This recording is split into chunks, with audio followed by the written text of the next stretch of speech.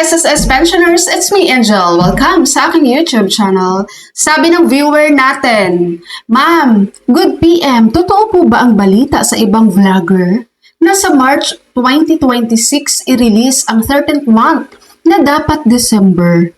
How true po? Salamat po sa sagot. Ito pang isa. Tanong ko lang kung totoo yung ibibigay na sa March, yung 13th month pay.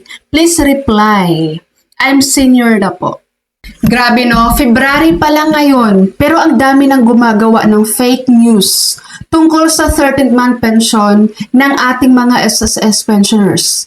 Sa lahat po ng nakapanood at nakabasa tungkol sa 13th month pension ninyo na i-release daw ngayong March 2026, fake news po yun. Fake information po yun. Hindi po yun totoo. Bakit ganun kayo, mga kapwa ko vlogger dyan? Mahirap ba gumawa ng totoong balita?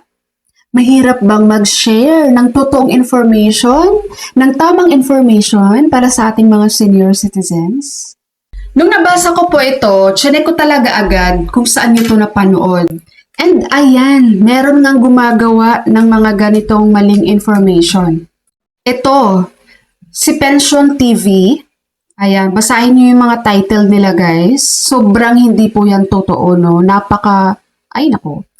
Ito pa, si Filipino Senior Update, si SSS Hub, at ito si Martin Leo. Yan ang kanilang mga channel name dito sa YouTube na naglabas nga nitong maling information tungkol sa 13th month pension nyo, mga SSS pensioners. Tapos guys, yung pinanood ko to, naku mga AI na naman. Huwag kayong mag-aksaya ng oras nyo guys na panoorin yung mga ganitong video. Mga AI po, puro panluloko po yan. No? Lahat ng mga mapanood nyo dyan guys, puro kalukuhan lang. Wala kayong matutunang matino dyan.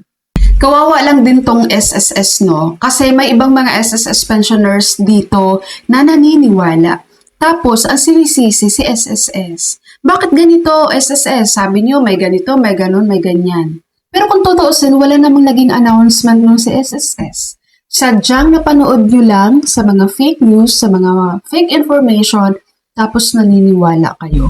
And then, at the end, ang sinisisi nyo ay si SSS. 4 na channel to guys. Pero hindi ko sure, baka may iba pang gumagawa din ng ganitong fake information tungkol sa inyong 30th month pension.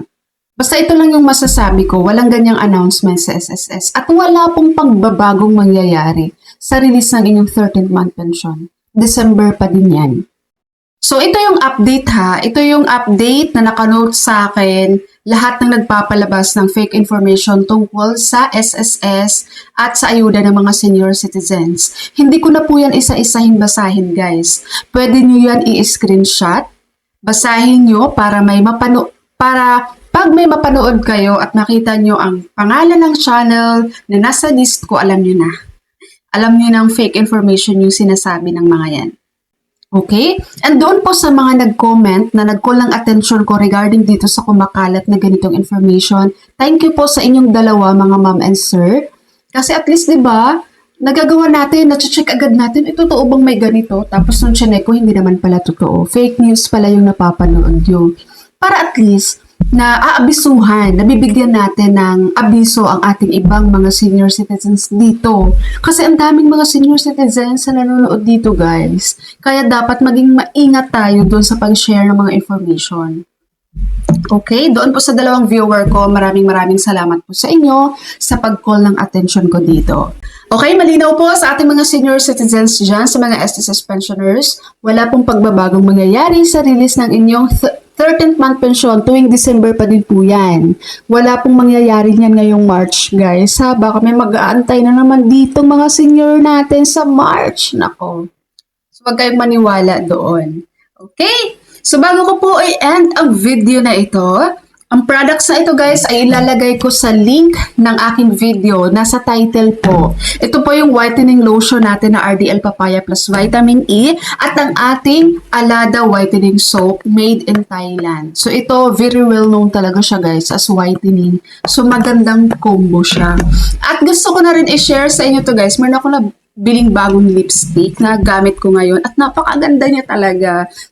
Ano nga lang siya, medyo may pagka-pricey. Pero kung gusto niyo ng quality talaga na lipstick na matagal matanggal dyan sa mga labi nyo, no? Lalo na kapag meron kayong event na pupuntahan, ang gandang-gandang gamitin ito. Ito ay ang lipstick ni Sunny's Face. At ilalagay ko rin ang link ng product na to guys, ng lipstick na to. Kasama sila. Okay, so that's all for my video for today. Thank you so much for watching everyone. God bless you all.